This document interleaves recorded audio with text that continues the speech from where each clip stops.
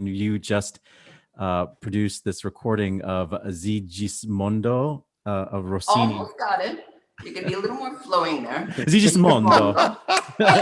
There you go. On the Dallas Opera Network, you're listening to Opera Box Score. Let's get ready to rumble! Wherever you are, however you're listening, it's Opera Box Score. I'm your host, George Cederquist, joined on America's Talk radio show about opera by Oliver Camacho, Matt Cummings, Weston Williams, and Ashlee Hardgrave. All right, this week, Maestro Keri-Lynn Wilson goes inside the huddle with Oliver and guest panelist conductor Anthony Barese. Find out what score the Canadian conductor carries around his leisure reading while she prepares to be part of the reopening of performances at the Opéra de Bastille in Paris. And 2-minute drill. Fresh off his triumph as our interview guest on the OBS, Lawrence Brownlee wins the 16th Annual Opera News Awards. We have a really great show for you this week. It is so jam-packed. I'm going to brag a little bit. It's December in Chicago, and my cousin and I are still playing tennis outdoors. Why? Because that's how I get my exercise, and I burn off all the whole milk that I drink. Oliver! Okay, that's like super hyper specific to your personal sports news, but just to go zoom out ever so slightly, here in the Chicagoland area, Northwestern University, I heard, clinched their division there in footballs, the Wildcats. Hey, first of all, can we take a moment and applaud Oliver for knowing something about sports? Like, let's have a moment. Besides, ironically, tennis. Yes, also true. Yeah, so basically, Northwestern Wildcats, based on the games that they have gotten to play, not the one that they didn't get to play because of COVID against Minnesota last week, they have clinched at least a share of the Big Ten West title. They are going to have a berth in the Big Ten championship game in later December. It's like, berth. Yeah, it's like the 19th. Matt Cummings, tell us who's no longer undefeated in the NFL. Unfortunately, it's the Pittsburgh Steelers. That Whoops. game started at 5 p.m. Is it Monday afternoon football now? Like, what is...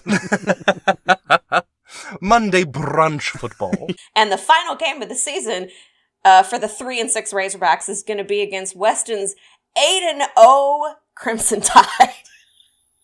I'm sorry, Ashlee. Like, I hope they're able to like peel the bodies off the field afterwards. Is the thing that I have to say. I want to congratulate you now, just to get it over with. Just to get it over with. But more on that next week. All right, let's talk some opera. Huddle up. Let's go inside the huddle. Oliver Camacho went inside the huddle along with a longtime contributor to the show. Friend of the show, conductor Anthony Barese. Oliver, tell us what mistakes were made. So later on in this episode, we'll hear that France is getting ready to open up their theaters, their cinemas, their museums. And part of that opening is a Carmen at the Opéra de Bastille, which will be conducted by Maestro Keri-Lynn Wilson. So I thought it'd be a great opportunity to talk to her about that. And as I was doing my research on Maestro Wilson, I realized that I'm way out of my depths in talking to somebody as brilliant as her. She's just one of those incredible musicians who has so many skills and no fear. And in doing my research about her, I learned that she plays piano and violin and flute. And while she was getting her master's degree in flute at Juilliard, she decided to try a little conducting, see what that's like. Why not? And then she got a second master's from Juilliard, and that, one thing led to another, and her first conducting engagement in opera is at the Arena di Verona, which is, we actually talk about, that's our first topic once we get into the interview. But as I was doing my research, as I said, I feel completely unqualified to talk to her about some of the things that she's capable of and understands and is passionate about. So I thought I'd bring on Maestro Anthony Barese to be my sidekick on this. And we do, in fact, begin this conversation talking about her experience conducting at the Arena di Verona. But I will say, if you'd like to learn more about Maestro Wilson, besides going to her website, which is obvious, there's another show on the Dallas Opera Network called Ask Maestro with Emmanuel Villaume. And she gives an interview where there's a lot of history of how she got to become a conductor.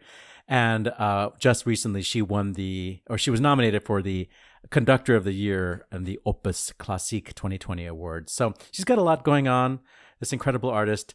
Here's our interview with Maestro Wilson. I love some of the stories that you've already told on other platforms. And one of the stories that really tickles me is how you began conducting at Verona, first in the Philharmonie, but then shortly after in the Arena di Verona. You started out doing Lucia, and then you were asked to do Tosca in the Arena, which to me is bonkers. And I also asked Anthony on because he understands Verona a little bit better. Anthony, could you just kind of touch on what you think Verona is? I mean, I've never conducted in Verona, but I've been an audience member of Verona many times. And as Maestro will probably attest, it is unlike any other operatic experience. It's almost like Cirque du Soleil. It's huge. The staging is enormous. I mean, sometimes you have multiple horses on stage and carts running around and all kinds of stuff. And there's not really a pit, but everything's mic'd and you're kind of quite far away from everybody else. And it does seem like a specific challenge for ensemble making. Mm-hmm. And Lucia is such a singer-driven opera. And Tosca is such an orchestrally driven opera in so many ways, and it just seems like you were thrown from one end of the spectrum to the other, quite quickly. And I just would love to hear about what that experience was like. It was a big step to say, yes, I'll conduct Lucia di Lammermoor in 6 months. I listened to every recording, every single interpretation. I studied it basically on my own. I got a few. I asked a few conductors about how I approach rehearsing bel canto, like in the first orchestra reading. Do I have to sing the recitativos? I mean, I really was complete virgin in opera. So I went to Verona. Of course, singers who have sung the role for 20 years, very fantastic singers. It was nice to have that at least, and of course the orchestra knows Lucia. So it went very well. They engaged me for Tosca in the Arena di Verona. However, we were cheating. The fact where I was cheating that I said that it went, from Philharmonia to the Arena. I actually had a Tosca in between at the Opera de Nice with Del Monaco, the son, Giancarlo, Grace Gianmarco. He was directing Tosca. My first Tosca was Fiorenza Cederquist, Salvatore Licci. No, this one was Jose Cura and Ruggero Raimondi. That was my first Tosca cast. So I had an excellent month of Tosca and performances and getting to know the opera and the traditions before I stepped into the Arena. And the Arena was a crazy experience. Everything you said, Antonio. Basically, it's just a place for gladiators to kill each other, and sometimes the feeling in that was like tackling a beast, which is the orchestra, because the layout of the orchestra is very horizontal rather than depth. It's very small, and you have a double string section which extends all the way out to the right and all the way out to the left. So you've got the brass one end and you've got the percussion at the other. So it's all about ensemble, keeping it together. Acoustic-wise, there's just no work to do because it's beyond your control. Because if you fall in piano, it's irrelevant. It just sounds. I mean, you can't cover the singers. The 16,000 spectators, they will experience different acoustics based on where they're sitting. So you can't have an assistant in the arena saying, "È troppo forte, I corni." Perché non esiste. From any angle, maybe the horns are too loud. So that was the challenge. But the beauty of it is everybody knows that who's performing. The orchestra understands. They'll pay extra attention. to try and watch the stick. Singers, as best as they can, will have contact with the conductor.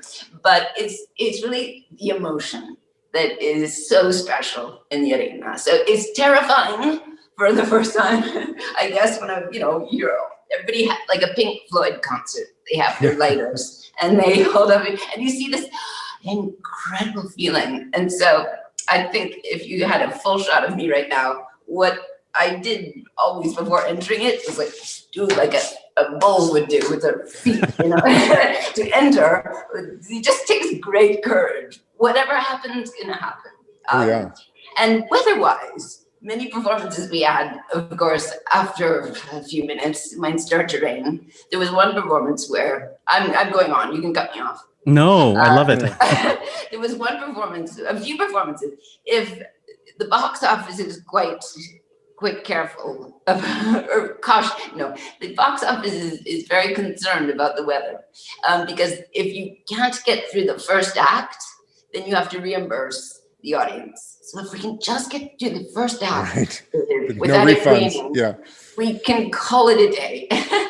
But what happens is if we haven't finished the first act, let's say we get up to the entrance of Tosca, if it starts to rain, we have 2 hours to wait. That's the rule. If it stops raining before 2 hours, then we go out and perform. But you have to wait those 2 hours. So the poor singers, who are very stressed and always nervous anyway, they have to wait in the rain and it's cold. And the gladiator sort of dressing rooms, there's no great dressing room. It's very medieval. So it's a challenge in every way. But again, it's just with having that many people, tourists, everybody from all over the world is fantastic. So you do it for the love of music more than you're not going to make a recording there.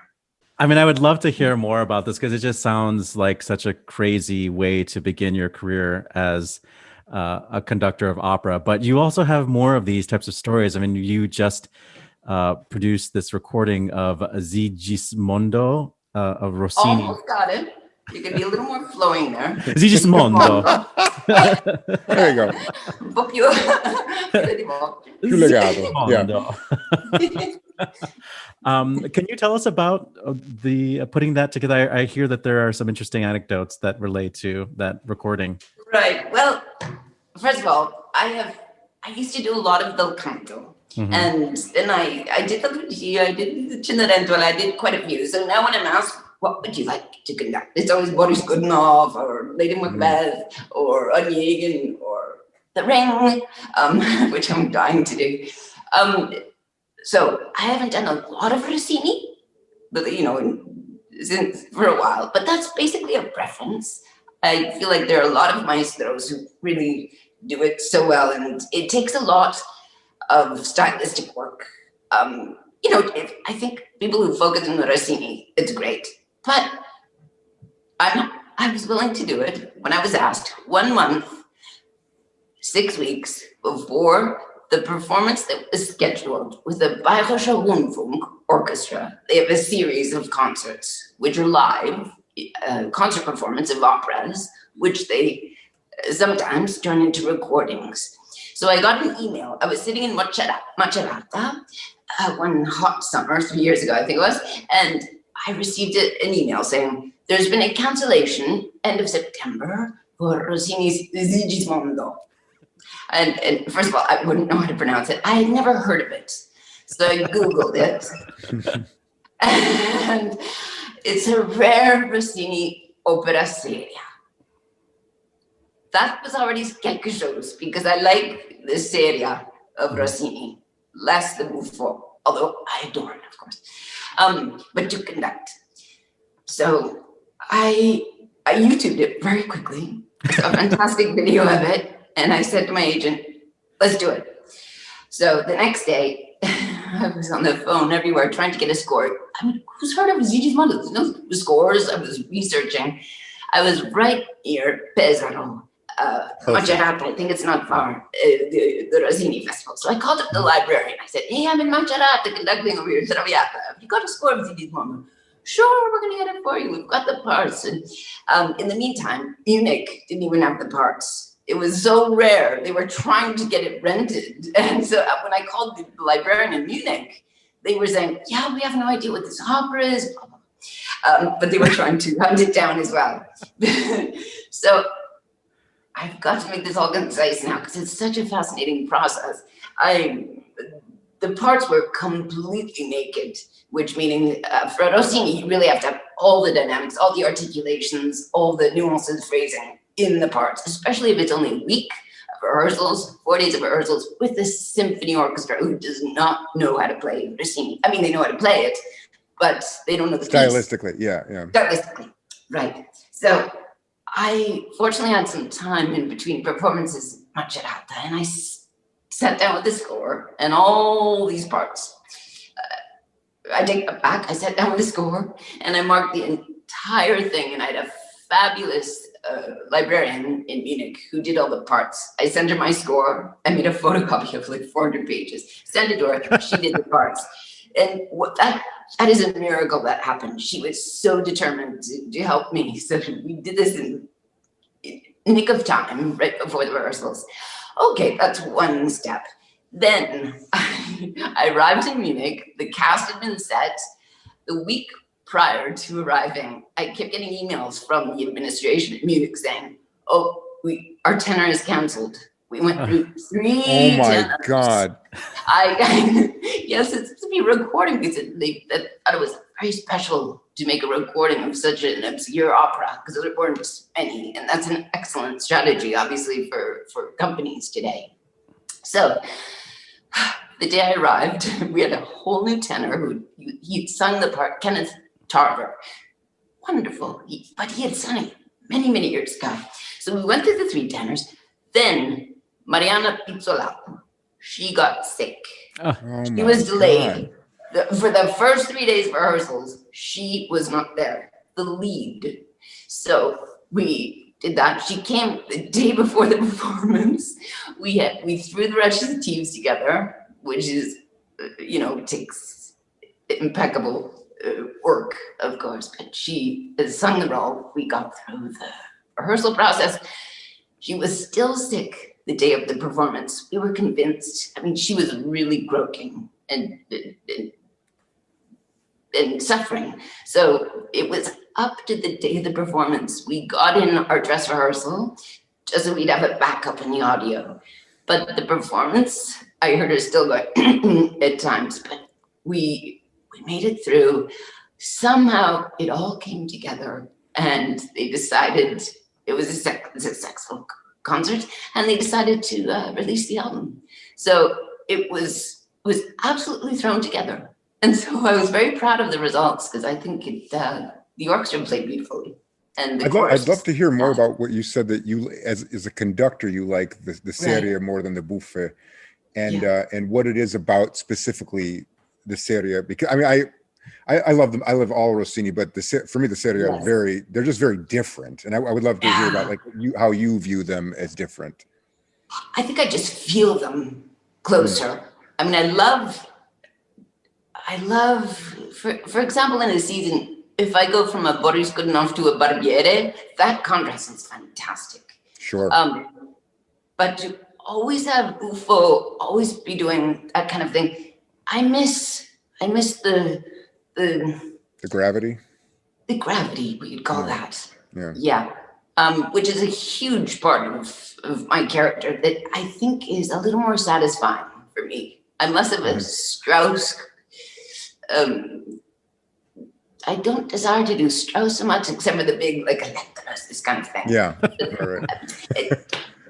But Ariadne, not so much, yeah. Right. Yeah. Or Capriccio, that stuff maybe not. But just stuff that it gets down to your bones kind of music. That's obviously the Russian. Well, yeah, and I think that's a great segue to the Russian stuff, because I think Russian music, I mean, Oliver, we're about the same age. I think growing up in the United States, there just wasn't a lot of Russian opera, except for maybe Onegin and the occasional Peak Dame. And that is still everywhere. That is. But you do seem like, especially at the Met, you see more and more things. At the Met, yes. Yeah, and more companies are doing the Mussorgsky orchestration of Boris, which is a different opera than the Rimsky-Korsakov. Yes. And you're seeing more and more Russian opera, and I don't think I've ever heard a Russian opera that I didn't think was amazing. Like, and I don't know Russian at all, but I would love to hear about, like, what, how did you said your grandmother was Ukrainian, right? Ukrainian. And so it's sort of a deep personal feeling that that brought you to this music. Yes, and my grandmother, Oksana Oldnik, she used to cry at everything. She was always crying. If she was happy, she was crying. She was sad, she was crying. she only spoke Ukrainian, my great-grandmother. Wow. And so it was really fascinating. As a small child, I did not like the pierogies. I did not appreciate them, and I still don't like them. But we had traditional Ukrainian Orthodox Christmases, and so I was always fascinated by it. And you know what else I was fascinated by? It was the fact that I saw in the Russian culture, I observed it from far, either watching, the fact that Russians are so dedicated to music, and like how parents are right there with their children and nourishing them, to cultivating them to appreciate music. And ballet too, by the way. And chess, yeah. Yeah, there you go. So I was always impressed by that. I love that intensity. But how do I go? So I started working in Russia. They asked me at the Bolshoi, where was my debut? Hold on. Was it Mariinsky? Perhaps it was Mariinsky. Early in my career, I became known, in my operatic career, I became known as Puccini, Verdi, Donizetti, Rossini, an Italian conductor. And I thought, well, that's wonderful, because I'm very proud of that, but I never wanted to be stereotyped. So I began working as a guest conductor with that type of repertoire, Puccini, La Bohème, Toscas, all that. And I said to the Bolshoi, I said, but now that I've done this repertoire with you, would it be possible to do Russian repertoire? And they said, Конечно, we're going to give you Yolanta. So I did a Yolanta, Tchaikovsky. It was just so beautiful. So beautiful. But from that start, as a guest conductor, you don't have a wealth of rehearsals. So I had very little time to put things together. And of course, with Tosca, with Turandot, whatever, you need to communicate precisely, concisely. And if you speak English, that's not going to help, because they really don't understand so quickly English. So that was a handicap. So I learned very quickly to learn Russian. It was a must if I wanted to have a career in Russia.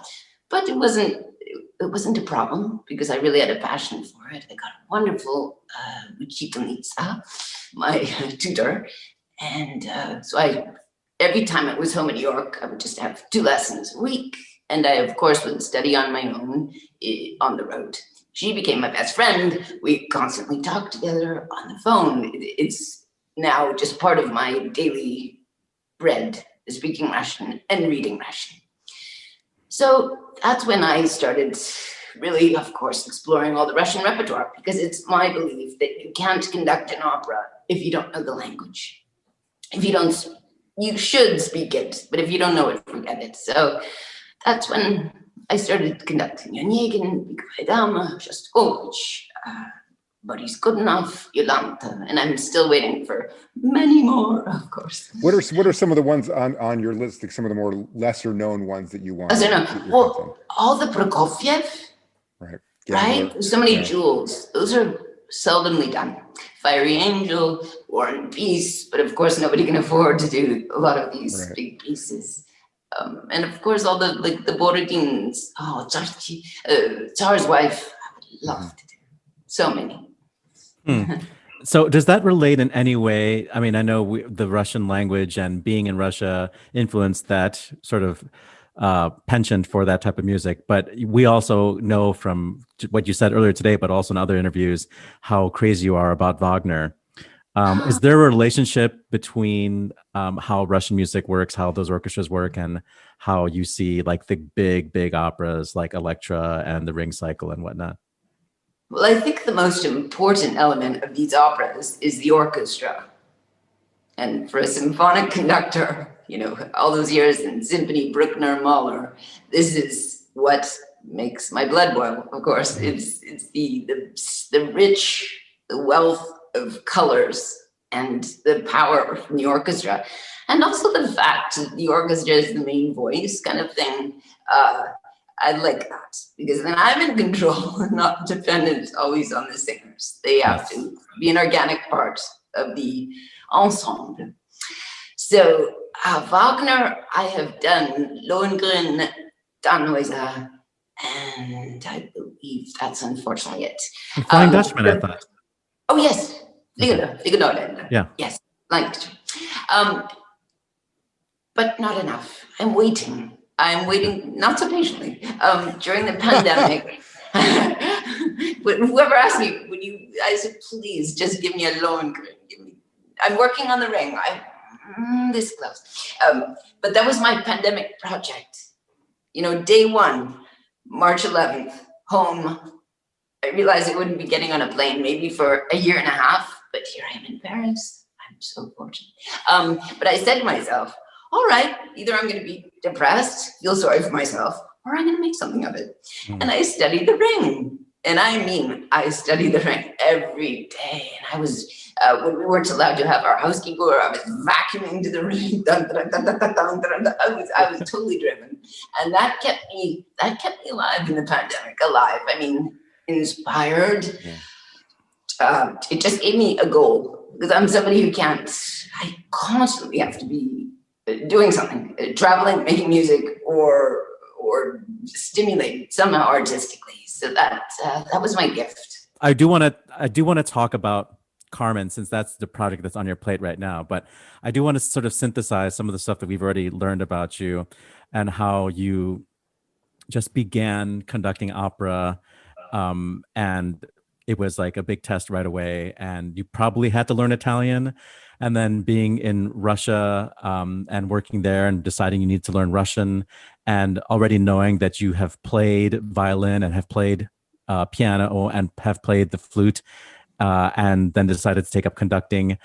There just seems to be this big appetite. And I just want to know, for something like you, what has it been like to have to experience a necessary stop in all the projects that you're doing because of the pandemic? And I also want to know, just so you can think about this, what it's been like to come back to work and all the precautions that whatever arts organization you're working with have been taking to make sure that you're safe. Yes.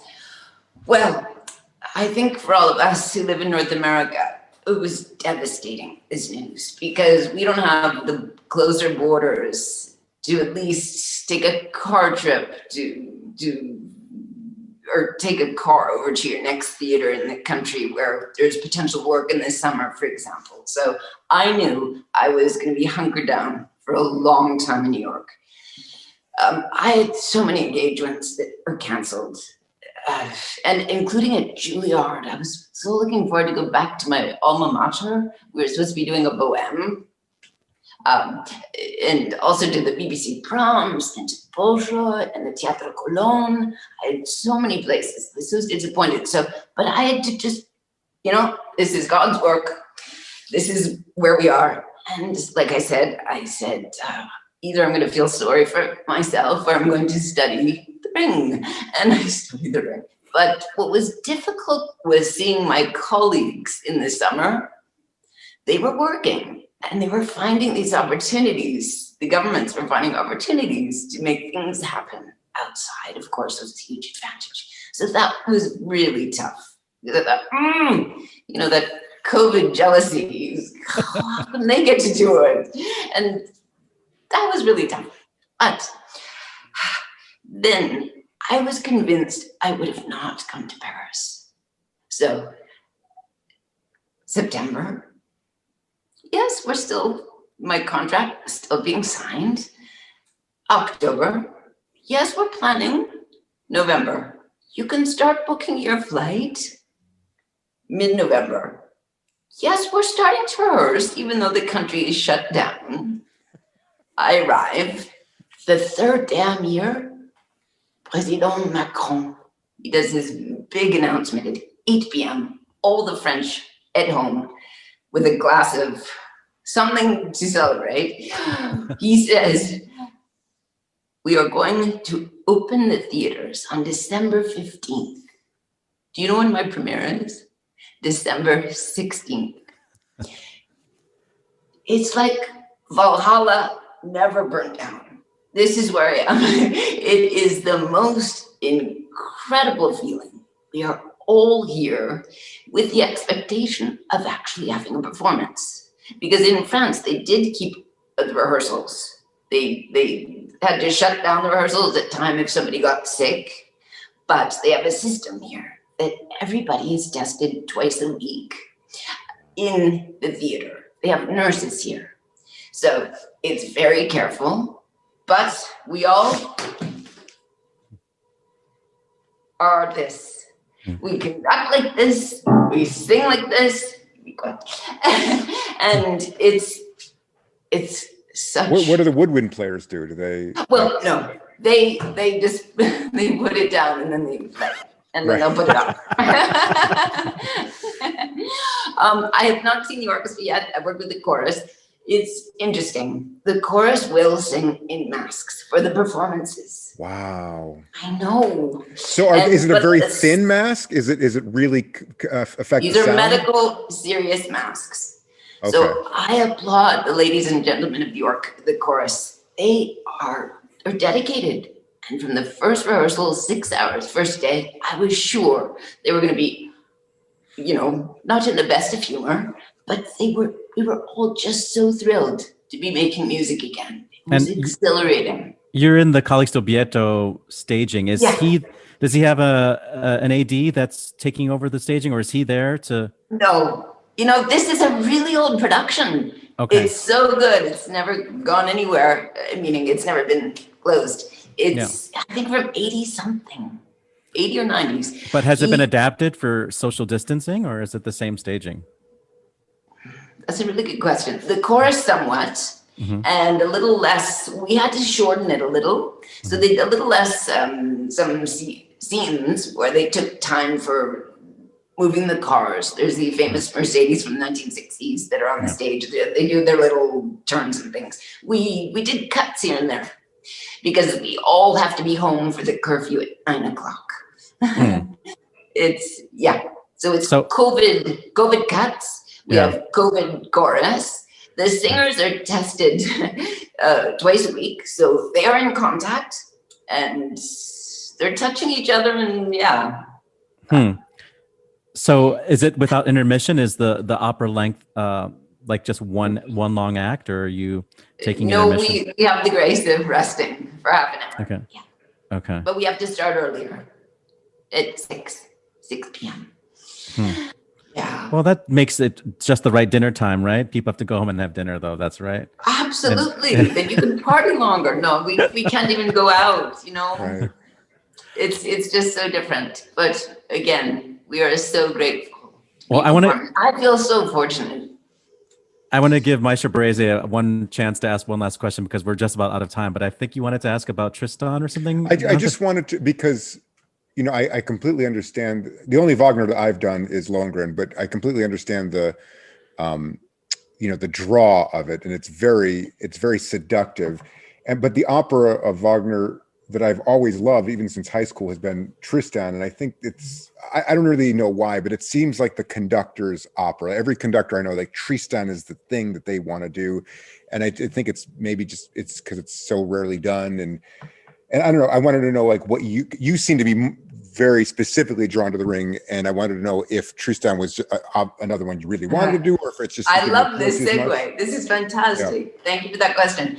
As soon as I put down the Ring, which was not because I was coming to Paris, it was because I felt like I need closure, and I need to learn something more to be fresh during the pandemic, or to be freshly stimulated. And I ordered Tristan. Wow. So I brought it with me here in France, because even though I'm working on Carmen, of course, Carmen, I don't need to study it. So throughout the days, I'm studying Carmen now. Mm-hmm. I mean, Tristan. Yes. And are you finding it?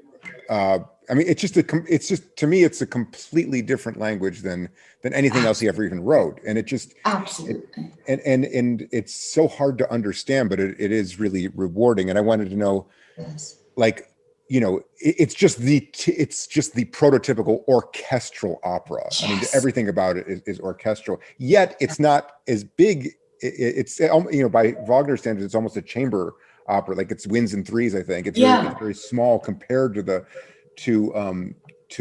Ring. And is it on your? I mean, is it like right up there with the Ring? Is Parsifal higher? Like, which, or is it all kind of, you want to do everything?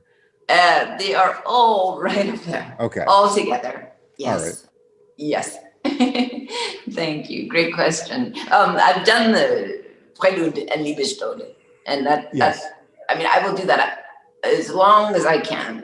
For any symphonic concert, I will always say, sure, give me the Prelude and Liebestode. It's just, yes, you took the words out of my mouth. It's the greatest, one of the greatest pieces of Wagner.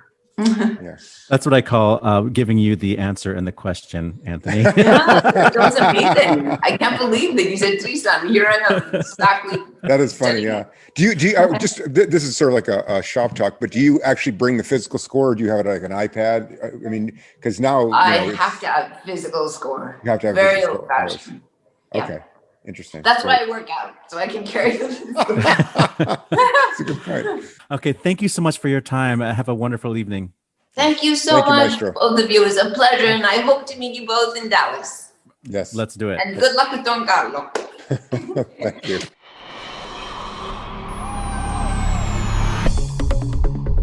This just in, the 2-minute drill. All right, listen up. Here's everything you need to know about what happened in Operaland this week. The stage lights may be out at the Metropolitan Opera, but the labor drama continues. The company will lock out its stagehands at midnight on Tuesday after the union objected to a proposal which offered a 30% pay cut for the roughly 300 furloughed workers in exchange for weekly payments of $1,500. It's the most wonderful time of year. It's award season. Opera News honorees, otherwise known as My Dream Dinner Party table, include mezzo-soprano Janet Baker, mezzo-soprano Cecilia Bartoli, and friend of the show / fantasy football rival, tenor Lawrence Brownlee. A virtual gala honoring the winners will be held in April 2021. In Germany, the Oper Awards went to such luminaries as friend of the show Benjamin Bernheim, who won Best Male Singer, Anita Rashvelishvili as Best Female Singer, and the Lifetime Achievement Award went to Hans Neuenfels. The most important award, however, was for the biggest nuisance of 2020, which was given out to, and I quote, the lack of imagination and passive self-victimization of opera houses during the pandemic. Burn. Finnish soprano Karita Mattila has been awarded the Order of the Lion of Finland, First Class Commander Badge. We're not sure if that's a military honor or a cultural honor, but it sounds really cool. Grammy nominations are in. Sparring off in the Best Opera Recording are Agrippina, featuring friend of the show Jakub Josef Orlinski, and The Porgy and Bess, recording from the Met, featuring friend of the show Frederick Ballantyne. Rain or shine, COVID-19 vaccine or not, the Grammy Awards ceremony will be held on Sunday, January 31st, 2021. That's right before the Super Bowl. Baritone Christian Gerhard is spearheading a group of prominent singers and artists that will take legal actions against the closures of theaters, concert halls, and opera houses in Bavaria. The announcement came as Germany extended its lockdown on theaters until January 2021. Meanwhile, in France, President Macron's lockdown lift on theaters, cinemas, and museums will allow for the reopening of the Opéra de Lyon, Opéra du Rhin, and Paris Opera beginning December 15th. Nota bene, restaurants and bars remain closed until at least January 20th, so if you are going to see Maestro Wilson conduct Carmen at the Bastille, pre-game at home. The Lyric Opera of Chicago has announced that its seating overhaul is nearly complete.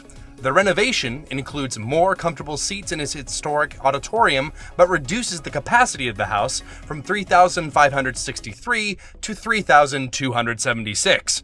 I assume that will mean more legroom for me, but folks, I'm 6'7", so it's never enough.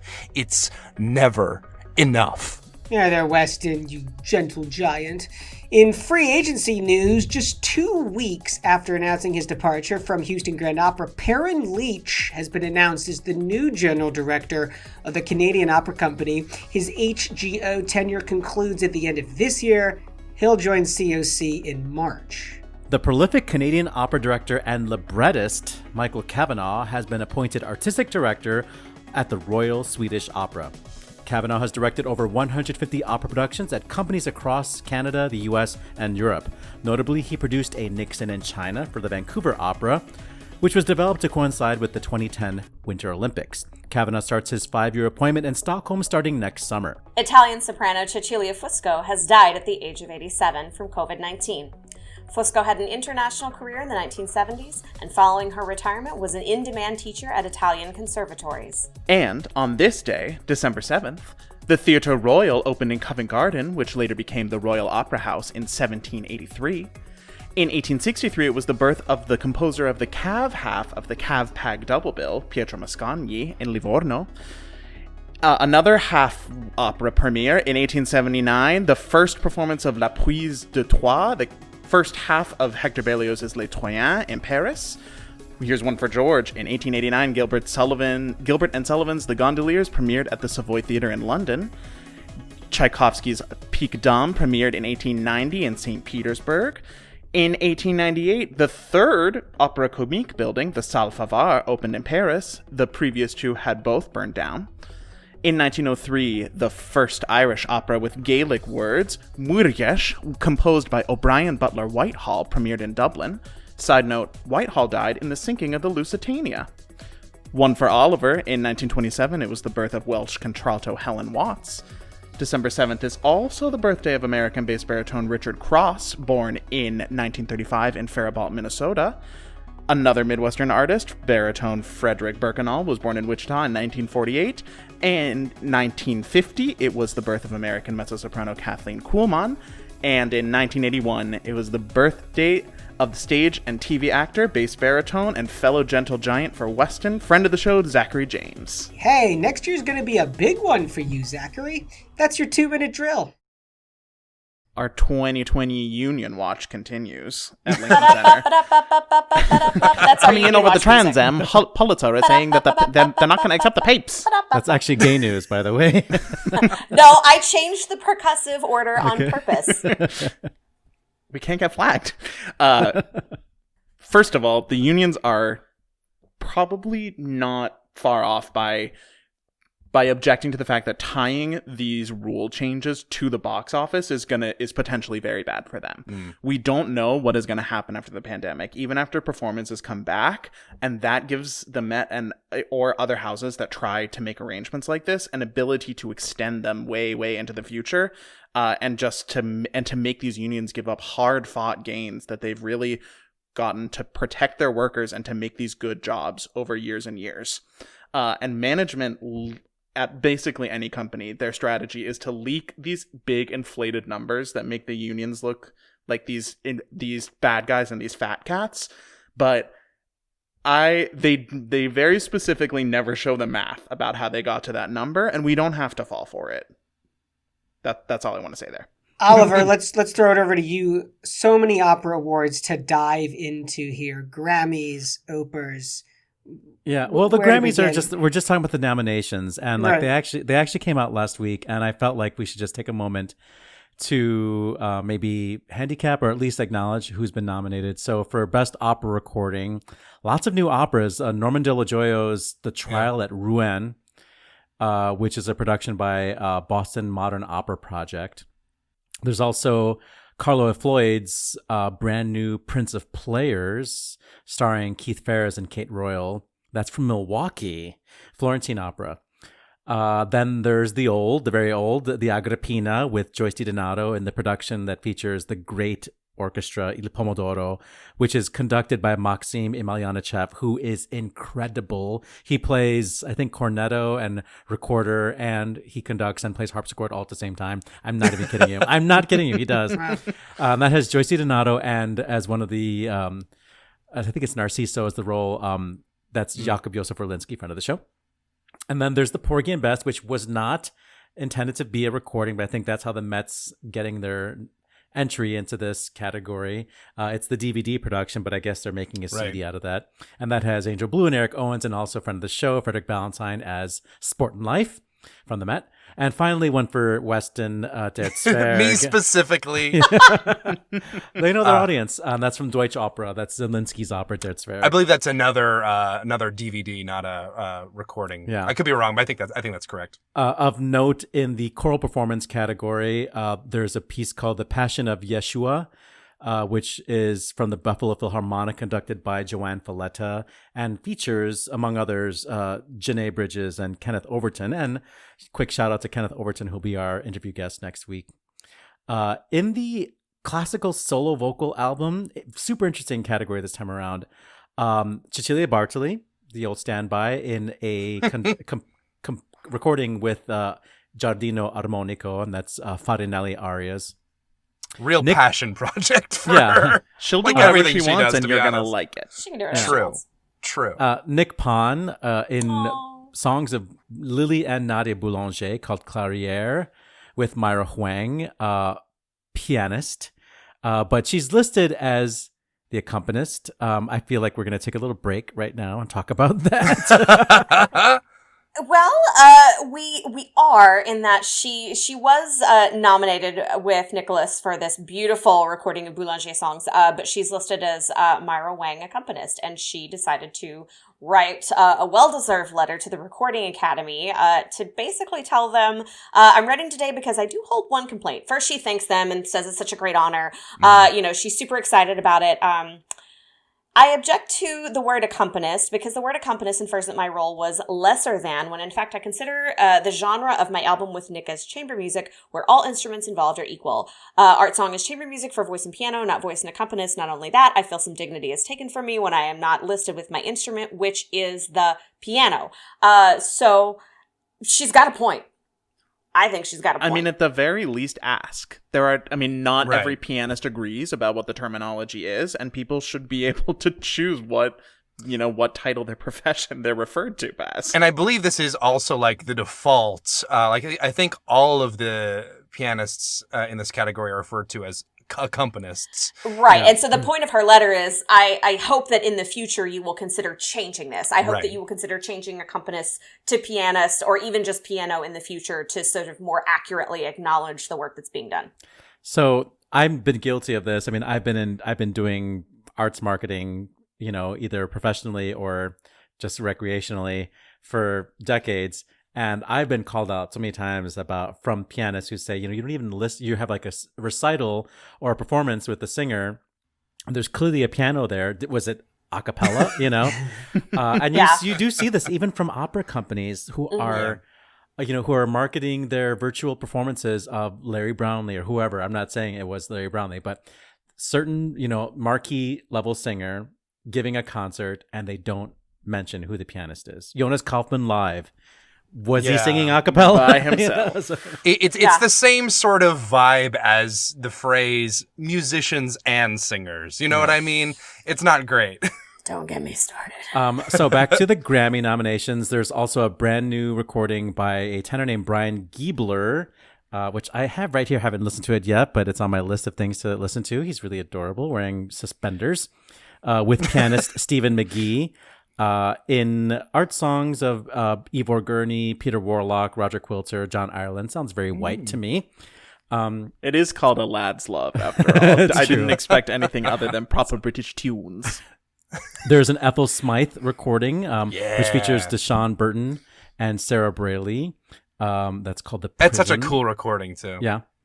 And American Composers at Play, William Bolcom, Ricky and Gordon, Laurie Lightman, and John Mostow, with baritone Stephen Powell and other musicians, including pianists and guitarists and lots of That's a great lineup. I'm so glad to see Bill Bolcom is still being recorded. He's such a marvelous composer. Finally, Prince of Players made it onto a second category, the Carlisle Floyd show. Double dipping. Yeah, they're double dipping. They were also nominated for Best Contemporary Classical Composition. It's kind of Hope they don't extraordinary to split me the that vote. that Carlisle Floyd is still churning out operas. Like He's like he's still going. 117. I'm always surprised. I'm like, you go, Carlisle. I mean, He is 275 years old, and he is still going. Well, I let the support record him. show that Richard Danielpour's opera is also listed here too. It's not just Carlisle Floyd that's double dipping. Is it an That's opera, true. the Daniel Poor show? I didn't remember. I messed that one up, I guess. it's the Passion it's, of, I think it's a it's more of a of an mass. oratorio. oratorio. Yeah, Yeah. oratorio is Yeah. probably more like it. But it is also double dipping. You're right. Yeah. Yes. And so- Ted Hearn as well. That's awesome. Chicago Yeah. local. Yeah. Weston, could you lead us off on the conversation about the opers? Sure. Well, there's the this is the the German Grammys, as they're referred to By Weston. by me and me only. One of the ones we didn't mention in the actual reading of the 2-minute drill was the Opéra National de Paris, Les Indigolants. If I may butcher the French. You did butcher yes, it. I'm you going did. to try. Les Indes Galantes. Was that closer, Nailed Oliver? it. Yeah, that I was was, great. I was closer. Do you know what? Oliver mentioned this on a show some weeks back. I must have Weeks been, back, like This is almost a year months ago. This was I this saw that. this clip. One of the clips like literally went viral, like all over the place. If you haven't seen it, you can I check it literally, out. folks, look, I literally saw, I'm going to bust out the Sharpie. I literally saw this clip this morning. Go watch right now. I'm going to link it to our website, operaboxscore.com. It is so phenomenal. It's going to change your world upside down. It's just like the hip hop dancing to the It's French crunk. Baroque. It's so good. It's so good. There's also got the best world premiere, which went to Macbeth Underworld at the Théâtre de la Monnaie.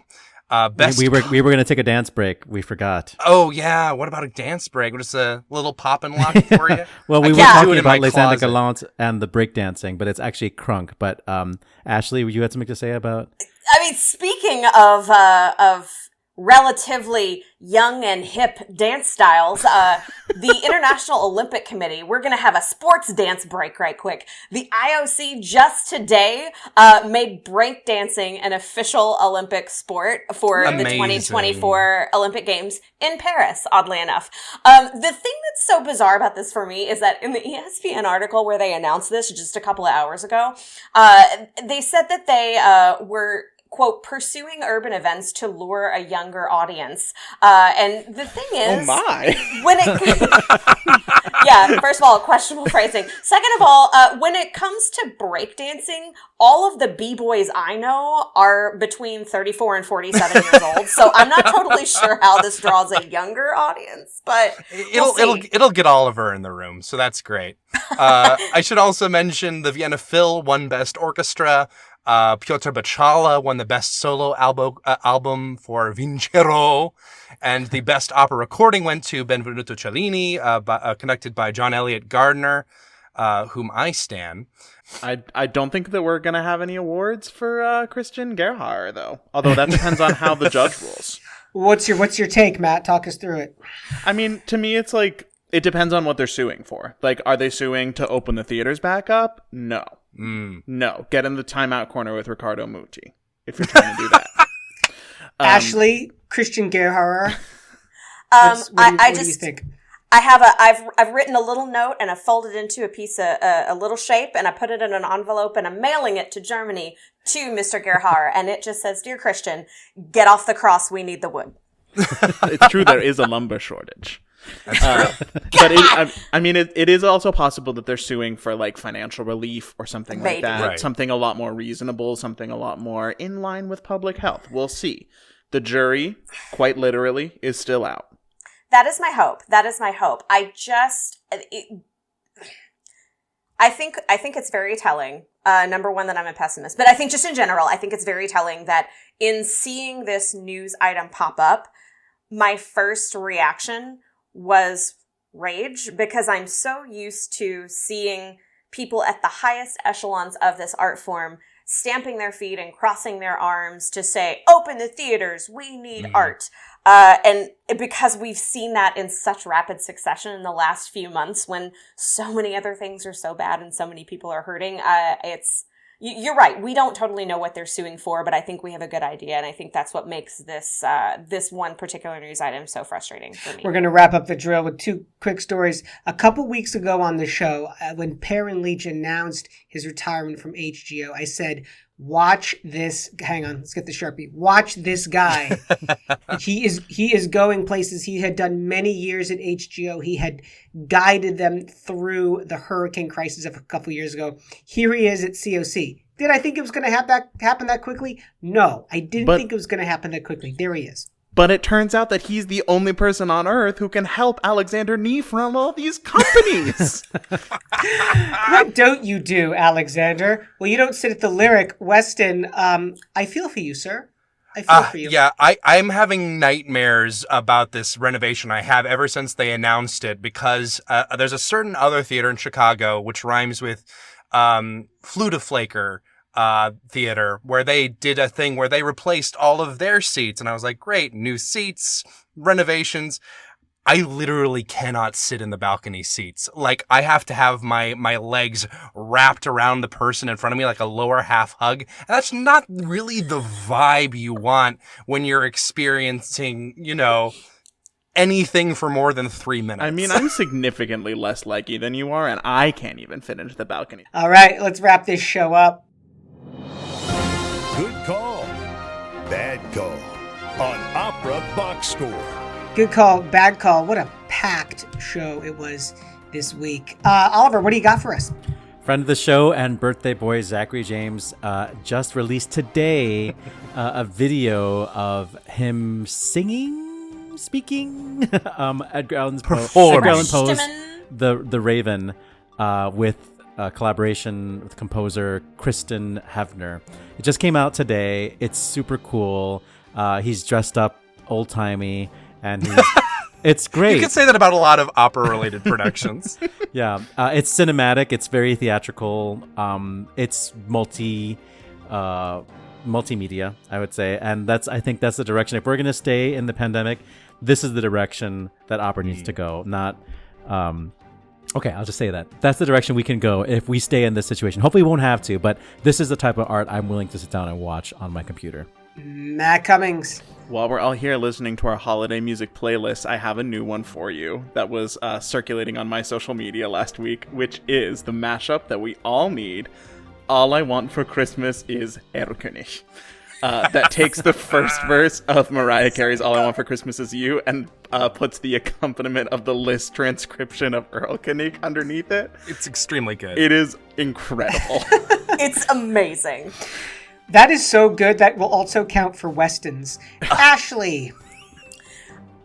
I need you to go to your Goog, and I need you to type in 3 words. Dionne Warwick Twitter.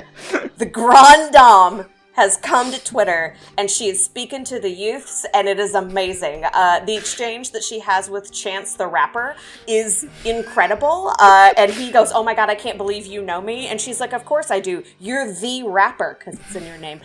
So yes, if you need a holiday treat, get yourself to any article about Dionne Warwick currently on Twitter, because it's amazing. Good call from me. Middle-class artist, Sax Finkelstein, huge article in the Boston Globe, not about him, but really from his research as of art taping on the show. He's got 50,000 views on that. This guy is just so dialed in. Well, his collaborators are credited on that too, so we should mention that. No, it's not just him. It is a team effort. We're just bragging about Zach because we had him on the show. Yes, exactly. We're kingmakers. We're kingmakers, exactly. Yeah. That's it for this week's edition of America's Talk radio show about opera. Our announcer is Norm Woodel at normwoodel.com. On Facebook, search for Opera Box Score. Be sure to share, comment on our posts. Twitter, Instagram, we're at Opera Box Score. Podcast version of our show available on SoundCloud, Apple Podcasts. The views and opinions expressed on Opera Box Score are solely those of the show's creative team. Any rebroadcast, reproduction, or other use of the accounts of this show without the express written consent of Opera Box Score would be totally cool. Our creative consultant is Oliver Camacho. Our audio and video editor is Weston Williams. For our guest, Keri-Lynn Wilson, and your co-hosts, Matt Cummings and Ashlee Hardgrave, I'm George Cederquist, asking you to continue the conversation about opera in fewer but more spacious seats for most. We're back with an all-new show next week when we go inside the huddle with Ken Overton, and we make our listicles, and we check them twice-icles. Plus, you get more opera headlines, more hot takes, more chocolate coins from the Advent calendar. Join us.